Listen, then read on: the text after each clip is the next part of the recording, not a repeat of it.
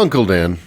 Wow, he has really been stressed out this past year. That was a really scary dinosaur noise I just made. Was that a dinosaur noise? I don't know. No, it wasn't. We don't know. I mean, look, you can't prove that it's not. I thought it was a Sasquatch. That's true.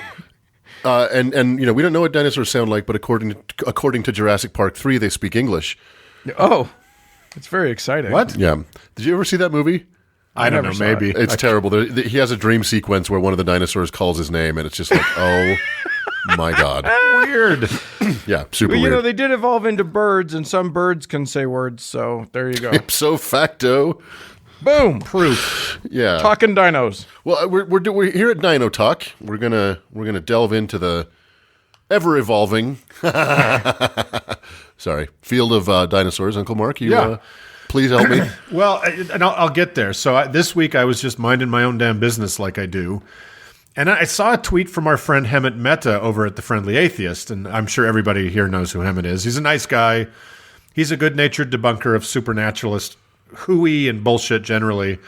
But he has, of recent, gotten into a back-and-forth heated dialogue kind of frenemy-ship with evangelical pastor Greg Locke. Do you guys know this guy? Oh, yeah. Don't know Greg Locke. He is a treat. Go ahead. He's one of the guys that was like, Trump's going to win no matter what. And then even after he lost, Trump's still going to win, you'll see. And then after the insurrection happened and nothing happened, Trump's still going to win, you'll see. And then now he's gotten a lot quieter about that. He got a little bit quiet. But if you don't know who he is, he's the meticulously groomed, not closet case metrosexual who is perpetually 3 heartbeats away from a rage-induced segment elevation myocardial infraction. He's the COVID-denying, Trump-worshipping, election-denying, Capitol attack was an Antifa false flag-claiming, anti-masker pig of the Global Vision Bible Church out there on Old Lebanon Dirt Road in Juliet, Tennessee. That's really the address. You know the place? Yeah. So he absolutely looks like he's a member of Doctor Strange's, whatever cabal of wizards. Yeah, he's very, very carefully groomed. So let me first tell you what Hemant tweeted about. Then I'll tell you how Reverend Aneurysm of the Holy Sepulchre of white male privilege responded. Hemant tweeted out a link to an article in the March 9th Orange Leader newspaper in Texas, wherein a nice church lady named Karen, because of course, Karen Stevens, wrote that she is quite certain that man and dinosaurs lived contemporaneously on this just 6,000-year-old Earth. And are so young it still has that new planet smell. Now, we all know this claim is nothing new. Ken Ham went $100 million in debt, making the world's emptiest tourist attraction built around this whole laughably stupid conceit. You can hear us have a real hoot about our in-person visit to the Ark and its equally brain-ruining sister attraction, the Creation Museum, in episode 83, complete with the world premiere of Ray Comfort's movie, whose name I've forgotten. Banana Man. Oh, it was Banana Man. That's right. And then we actually had sundaes. Yeah, didn't we? We had banana splits. They were terrible. Terrible. Oh, there was really like that bad. pineapple shit in it. Honestly, how do you fuck up a banana split? I don't understand it. That was the one thing I was looking forward to in the whole trip, and he messed it up. Yeah, the one free thing we got out of it. So anyway, this tired bullshit is almost too silly to bother with, but let's bother with it a bit. In her article in the Texas Orange Leader, Sister Karen Stevens says the following. I believe the dinosaurs walked this earth, but not 140 million years ago, like the scientists claim. Nearly a third of Texans believe humans and dinosaurs roamed the earth at the same time, according to a 2010 University of Texas Tribune poll. She's saying that in the wrong way. She's proud of that. She's very proud of it. The question was asked, did humans live at the same time as dinosaurs? 3 in 10 Texas voters agree that they did live at the same time. 41%. Well, they can't be wrong. So just 3 in 10? If people believe things, it must be. 41% disagree, and 30% don't know. Oh, my God. Evangelical Christians make up approximately 25% of the U.S. population. A majority of them think the Bible should be read literally and that evolution is false. Okay, super. She goes on to cite some of her research. Get ready to write down some important journals here, guys. Most people are not refuting the fact that there were dinosaurs, but they refute the fact that they didn't live with humans. I recently watched a video on dinosaurs, and a school teacher of science was the one sharing the facts. But this science teacher got it right. He stated that dinosaurs walked the earth with man. How else would they know what pictures to draw on cave walls that look exactly like dinosaurs? They have found drawings of woolly mammoths, triceratops, and men drawn together fighting. You guys, she watched a video. She watched him. He was a teacher.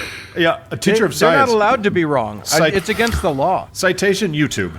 Yeah. Well, Karen has half a point here. No one, not even scientists, are disputing that man and mammoths existed at the same time.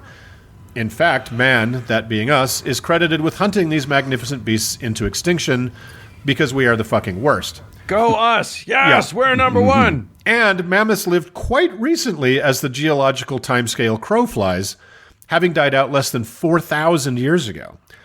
So a cave painting showing men and mammoths together comes as no surprise. The Triceratops, she cites, however, died off 66 million years ago. If you're keeping track at home, that is 11,000 times longer ago than the Earth was created, according to Karen.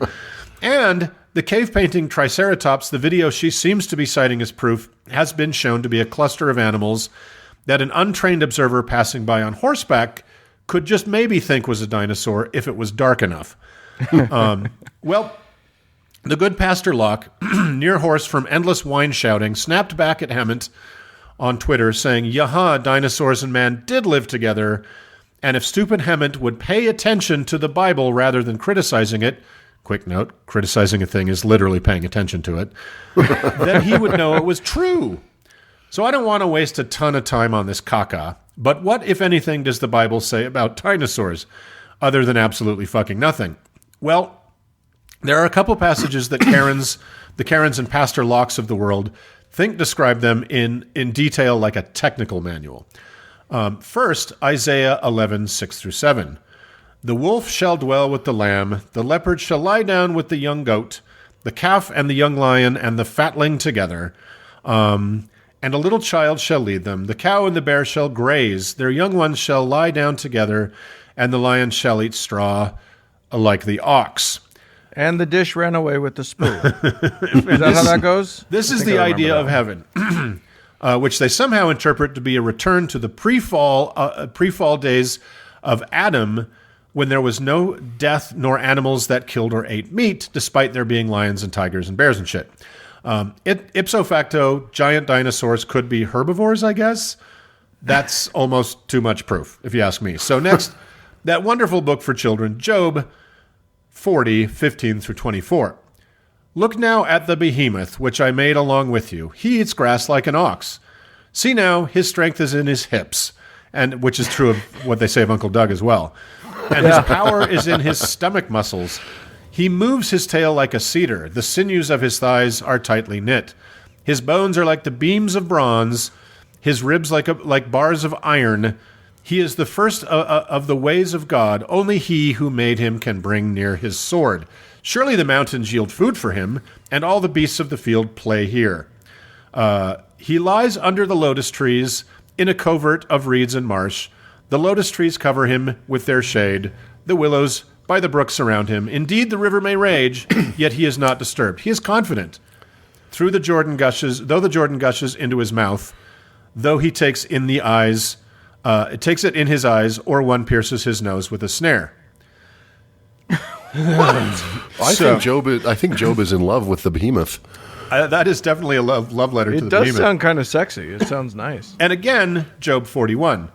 "Can you draw out Leviathan with a hook, or snare his tongue with a line which you lower? Can you put a reed through his nose, or pierce his jaw with a hook? Can you fill his skin with harpoons, or his head with fishing spears? I will not conceal his limbs, his mighty power, or his graceful proportions. Who can remove his outer coat? Who can approach him? What? Who can approach him with a double bridle? Who can open up the doors of his face with his terrible teeth all around?" Who can open up the doors of his face, indeed, you guys? I've often wondered that. Who could do that? His rows of scales are his pride, shut up tightly as with a seal. One is so near another that no air can come between them. They are joined one to another. They stick together and cannot be parted. His sneezings flash forth light, and his eyes are like the eyelids of the morning. Out of his mouth go burning lights. Sparks of fire shoot out.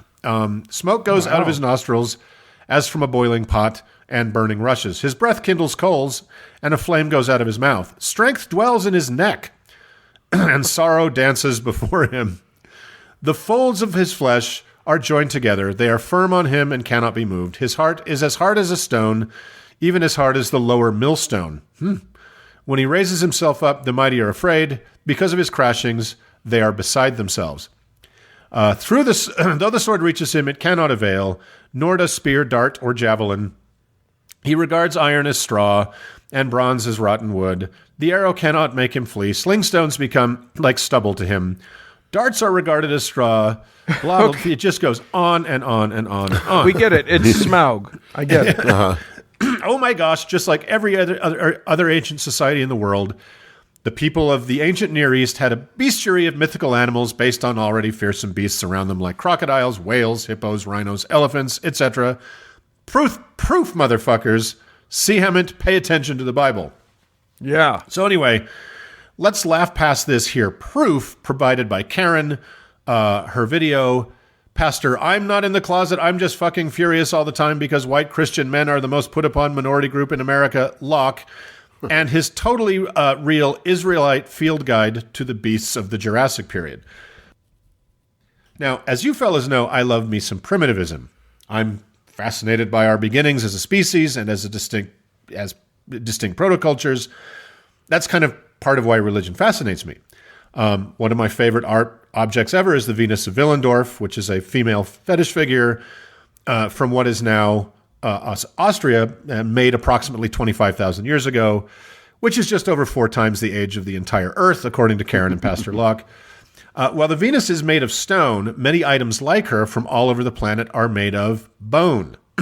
Countless treasures of our prehistory and far more recent history are made out of animal bone and its much harder, much denser cousin, ivory, which is the tusk and the horn and the tooth of a variety of animals. The material palette of primitive humanity was a kind of a limited one. There was stone, there was wood, reeds and other plant fibers, leather from animal skin, maybe some shells, some useful big leaves in a limited number of places, assorted muds, and that was about it. So one of the most valuable materials in the primitive world was bone. It was hard, it's durable, it's relatively lightweight, it doesn't burn easy, and could be shaped and sharpened into a vast number of critically important items, like spear and arrow tips, knives, scrapers, handles, needles, fish hooks, awls, hoes, buttons, hasps, harpoons, belt buckles, toys, currency, musical instruments, and countless art objects from around the world. The bodies of our ancestors... And they're good for gnawing on. They're real good to give a dog. The bodies of our ancestors have been unearthed in every corner of the world, adorned with bone, jewelry, and beading. I found several examples around the world of whale bones being used for shelter structure. Some structures called karmak were built by the northern Canadian Inuit using whale bones as structure as recently as the 1950s. Wow. So you get the idea. Before the development of metals, bone was the shit. It was of enormous utility and value. Okay, in 2014, archaeologists in Russia discovered the largest ever mammoth house.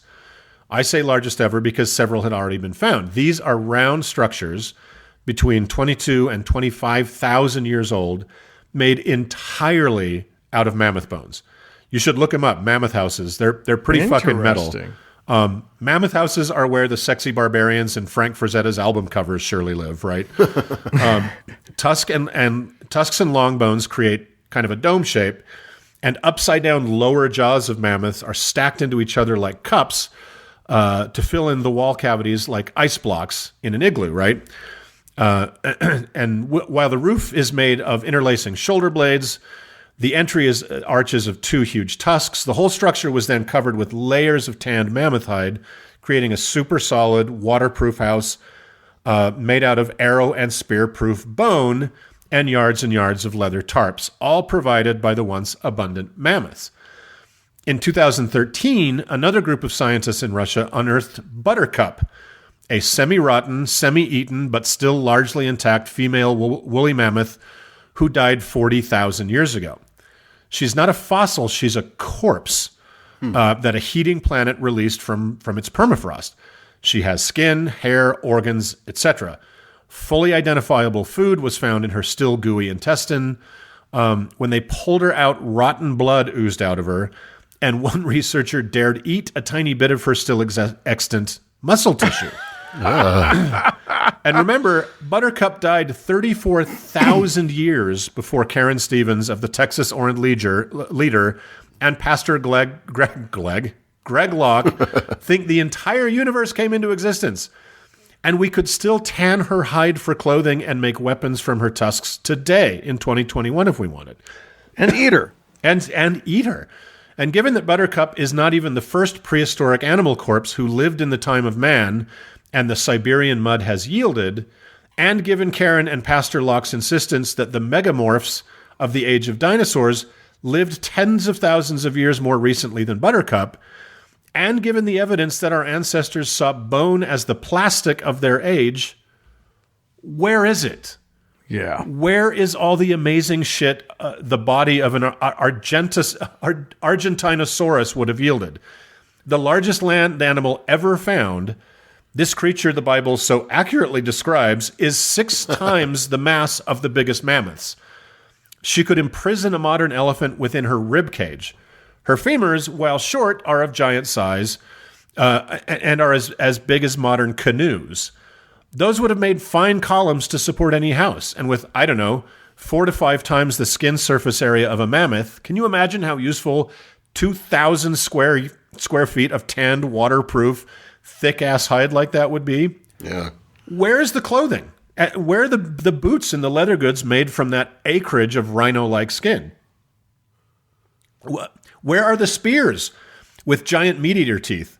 Where are the houses arched with ribs bigger than those of modern whales? Where are the shields and armor pieces made from those prehistoric living army tanks like the, I'm going to kill this, Barrio La Pelta Mark Michelli, recently discovered in Canada, or the Ankylosaurus, the little bony-backed fuckers?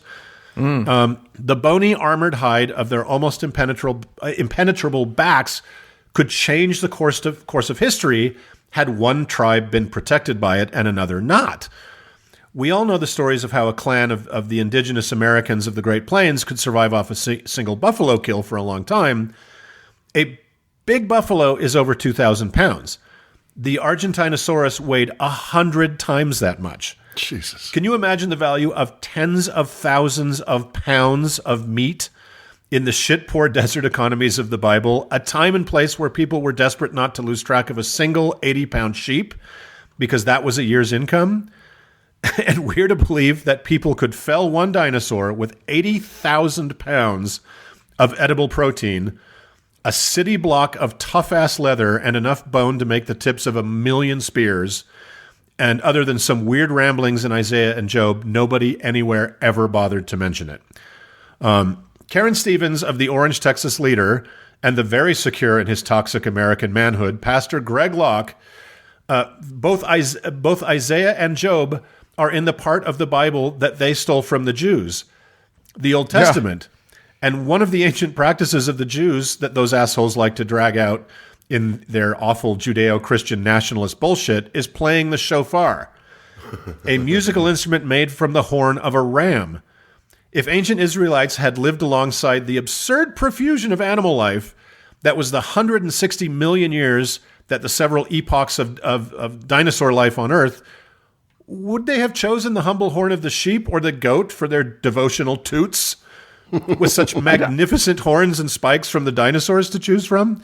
I feel like you're underestimating the ability, the work that it would take to fell one of these large creatures. But okay, I'll go with you. But it could be done.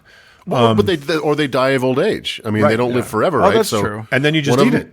One then collapses. You just pick up the horn. It's of roadkill of the Alpenhornosaurus. And yeah. So there is a reason there are no dinosaur bone buttons or flutes or Swiss mountain horns or porch posts or dugout canoes or ornamental cavalry forts or war hammers or surfboards or breastplates, Karen Stevens of the Texas Orange Leader and pitiful rage pastor Gregory Locke.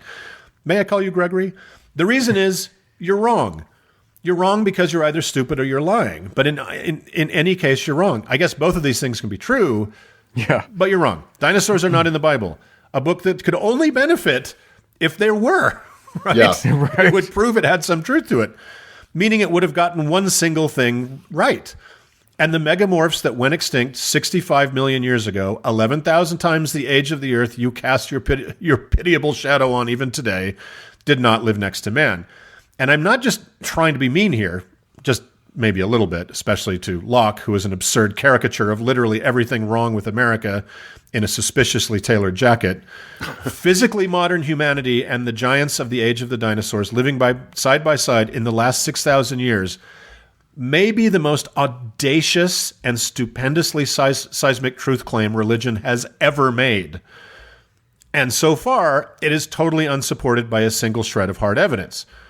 So let's see it, Karen Stevens and Greg Locke. And no, Dungeons and Dragons monsters out of the Bible do not count as hard evidence until y'all can turn up a single axe head made out of a stegosaurus thingy, or a weapon adorned with velociraptor claws, or a single button made of a plesiosaur. You're full of shit. So that was my rant about the dinosaurs, guys. There you go. That's a great point. I mean, and you think about, there wasn't just one Argentinosaurus. It was a species. Yeah. Right? There were thousands at least. Thousands, millions. And these sauropods, they include the Brontosaurus and Brachiosaurus. You're right. The world would be lousy with their corpses and bones. Where's the stuff? If they were only 6,000 years ago. We have uncovered millions of pieces of bone that different groups of humanity have worked into useful implements and decoration, right? Well, surely the biggest bones on Earth would make the biggest things. Where are they? Yeah. I know that you're on the hunt for the biggest bones on Earth, but I think that that was the whole joke. I couldn't actually make it work. I'm just so there you I go. Got lost. I will say this, Pastor Greg. I just looked at. I was looking at his Twitter feed right now, and he posted an image of his quote unquote church. Did you know that it's a big top tent? Well, he was forced into that, right, by COVID. But he's got this circus tent, and it's literally a circus tent with red and white stripes. Like, it's literally a circus. I think that's hilarious. It is a fucking circus. So anyway, that's enough of that. It's bullshit. Yeah, all right. Great. All right, moving on.